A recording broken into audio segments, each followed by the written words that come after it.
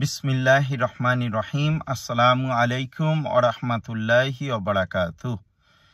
ইনশাআল্লাহ ইবলিশ শয়তানের চোখ দিয়ে ডাকসু, ঢাকা ইউনিভার্সিটি, জাকসু, জাহাঙ্গীরনগর ইউনিভার্সিটি, এখানকার যে ছাত্র সংসদ নির্বাচন হলো এটা একটু আলোচনা করব।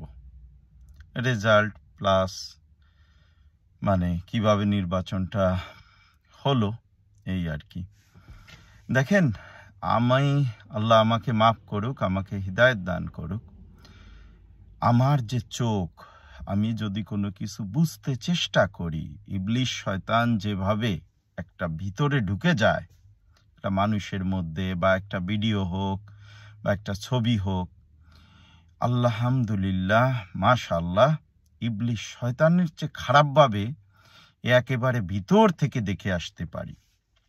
জামাতের এক ভদ্রলোক এখানে ছিল আমার শহরে, এই জিনিসটা সবচেয়ে বেশি বিশ্বাস করে উনি, এবং এই জন্যই তার যত সমস্যা, সব সমস্যায় আমাকে কল দিয়ে উপদেশ চায়। ভদ্রলোক এখন মন্টিয়ালে আছে, জামাতের ভালো মাপের, বাইরে যারা থাকে জামাতেরদের ভালো ভালো পজিশন দেয়।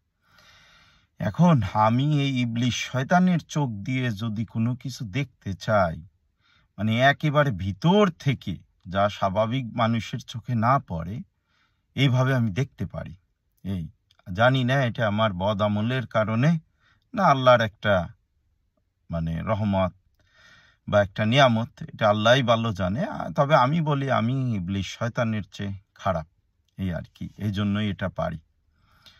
এখন স্বাভাবিকভাবে মন্টিয়ালের এক ভদ্রলোক জামাতের করেন, উনার সাথে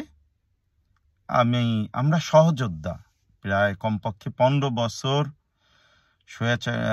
স্বৈরাচারী আওয়ামী লীগের বিভিন্ন বিষয়ে আমরা নাক গলাইতাম। এমনকি 2013-তে 12 থেকে 13, 14তে মনে হয় প্রথমে নির্বাচন হয়। 2টা বছর তখন মনে হয় বিএনপির প্রচার সম্পাদক ছিল মনে হয় নসু ভাই, এই আর কি, নসু ভাই নামেই ডাকতাম। ওনাকে কল করে এখান থেকে পরামর্শ দিতাম। তারপরে সুব্রত বাইন ছিল উকিল গণফোরামের, ওই ভদ্রলোককেও কল করে বিভিন্ন রাজনৈতিক দিক নির্দেশনা দিতাম এখান থেকেই, কারণ কিভাবে স্বৈরাচারকে হটানো যায়। কারণ আওয়ামী লীগ ইসলামের শত্রু, সেই হিসেবেই আর কি সবসময় আমি দেখে আসছি। আমার ওই ইবলিশ শয়তানের চোখ দিয়ে বলতেছি এটা আর কি। এই জন্য ওই ভদ্রলোক দুইটি কিন্তু আলাদা ভদ্রলোক। যে লোক আমার কাছে পরামর্শ চায় সে ভালো মাপের, মনে হয় জামাতের রোকন, এই বাইরে থাকে, এখানে ছিল, সেই ভদ্রলোকের কথা বলতেছি না। এখন অন্য আরেক ভদ্রলোক আমাকে জিজ্ঞাসা করলো, ভাই রেজাল্ট কি হবে নির্বাচনের আগে? আমি বললাম, ভাই যেহেতু মোটামুটি ইসলামিক গণনার দলগুলো এক, তা রেজাল্ট এমন হবে বিএনপির। উনি বললো মনে হয় হাড্ডাহাড্ডি লড়াই হবে। আমি বললাম, না ভাই, কষা মাশাআল্লাহ আলহামদুলিল্লাহ আমার কখনো হয় না, কিন্তু যাদের কষা হয় পায়খানা তারা জানেন কি কষ্ট হয় পায়খানাটা বের করতে। আমি উনারে ঠিক এইভাবে বললাম, কষা পায়খানা বের করতে যত কষ্ট হয়, বিএনপির বা ছাত্র দলের ওই পরিমাণ কষ্ট হবে জিততে। ঠিক আছে, এর কতগুলো কারণ আছে, সেটা আমি চেষ্টা করব ব্যাখ্যা করা। কিন্তু রেজাল্ট দুইটার আপনারা ভালো করেই জানেন। অবশ্যই জামাতের আইওয়াস আছে, কিছু গুণাবলী আছে, কিছু ধান্দা আছে, এগুলোর কারণে জামাতের জেতার সম্ভাবনা বিপুল ছিল। হ্যাঁ, কিন্তু রেজাল্ট যদি দেখেন তাতে কি মনে হবে?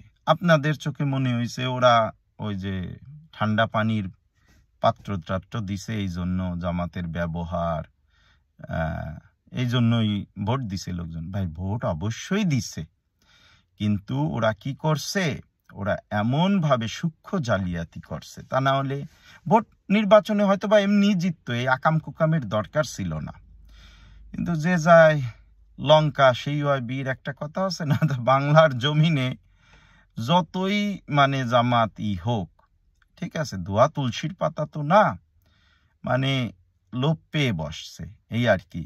আমি মানে কিছুদিন ধরে পর্যবেক্ষণ করে যাচ্ছিলাম, কিন্তু আমি খুঁচাই নাই, জামাতরে খুঁচাই নাই, ঠিক আছে। আমি কিন্তু একেবারে শেষ হতে চলে গেছে জামাত এখন, সেই জন্যই আমি এটা তুলে ধরতেছি, এই আর কি। তা না হলে ধরতাম না। আমি অবশ্যই চাই বাংলার জমিনে ইসলাম দ্বারা রাষ্ট্র পরিচালিত হোক, একজন মুসলমান হিসেবে এটা আমার চাওয়া। কিন্তু এর মানে এই না যে আকাম কুকাম করতে হবে। এখন এরা কি করছে সেদিকে যাব নাকি? জামাত দোয়া তুলসীর পাতা না, এটা অন্য একটা ভিডিওতে ইনশাল্লাহ আমি ব্যাখ্যা করার চেষ্টা করব। তবে এখানে বলি, দেখেন, গুপ্ত সংগঠন হিসেবে ঠিক আছে জামাত কাজ করছে বিগত কয়েক বছর। এরা সবসময় অতীত ভুলে যায়, সেই অতীত ভুলে যাওয়া নিয়েও একটা ভিডিও করা দরকার। আমি সবকিছু বাদ দিয়ে দিছিলাম। হাসিনার পতনের পরে মনে করছি দেশ মাশাআল্লাহ ভালোর দিকে যাচ্ছে, আমার আর নাক গলানোর দরকার নাই, আমার নিজের চরকায় তেল দেওয়া উচিত। যেহেতু আমি ইবলিশ শয়তানের চেয়ে খারাপ, আমি একটু ভালো হইতে পারি কিনা এই জন্য আমার চেষ্টা করা উচিত। এখন দেখতেছি না, দেশের ব্যাপারে কথা বলা উচিত।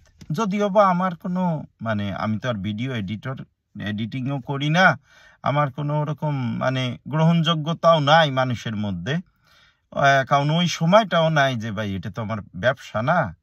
এটা আর কি জাস্ট নিজ দায়িত্বে এটা করি, যাতে মানুষটা একটু সচেতন করা যায়, যদি দুই একজন হয়, এই আর কি। অন্ততপক্ষে কেউ সচেতন না হলেও আল্লাহর কাছে যেহেতু বলতে পারবো, যেখানে অন্যায় দেখবো সেখানেই আমার প্রতিবাদ করতে হবে। তাইতে জামাত হোক, বিএনপি হোক, খেলাফতে মজলিস হোক, যে দলই হোক না কেন। আমি কিন্তু কারো রাজনীতি করি না, আমি ইসলামের রাজনীতি করি, আমি ব্যক্তিগতভাবে তাবলিগ করি।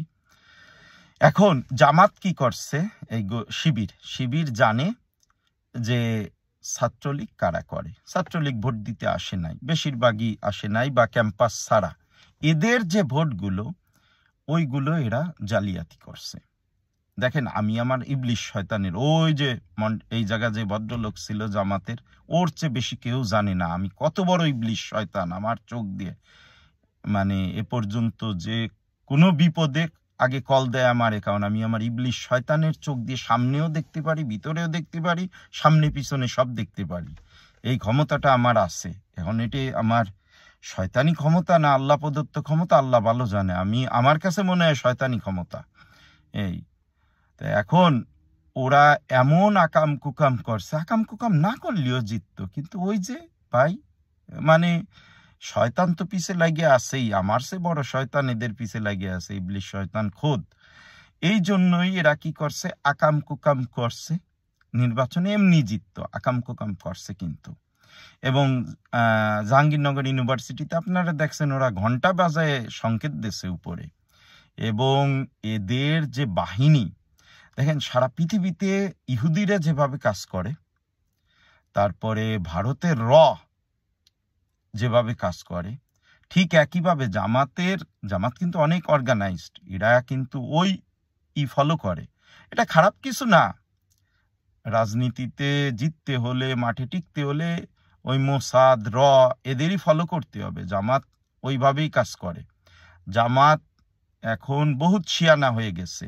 এই 1971 সাল থেকে শুরু করে এ পর্যন্ত যতগুলো রাজনৈতিক সিদ্ধান্ত নিছে জামাত, প্রতিটা ভুল প্রমাণিত হয়েছে।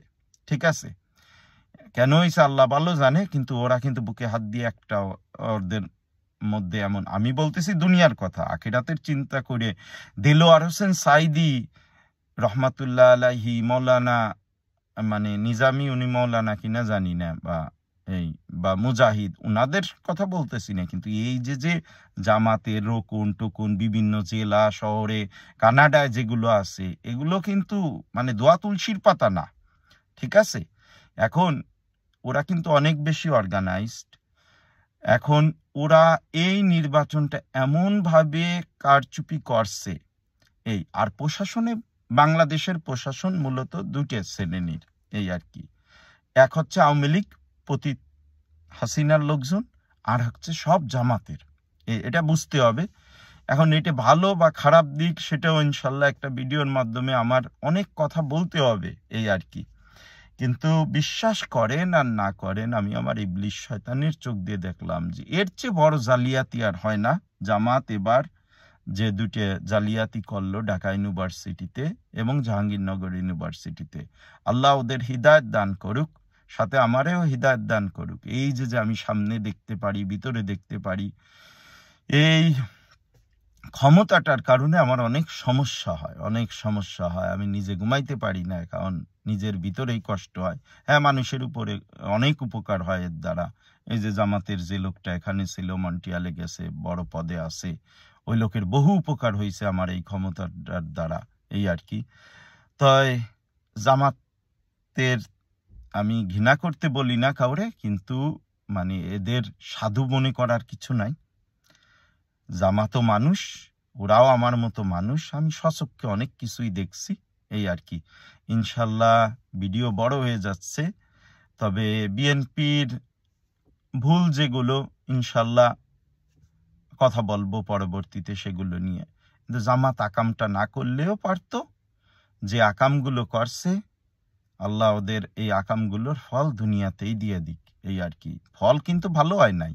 শিবির ডাকসু দেখেন ভাই, বিপি নূর বা নূরের একটা খাঁটি বাংলায় বলি, বালের সমান যোগ্যতাও কিন্তু শিবিরের কারো নাই।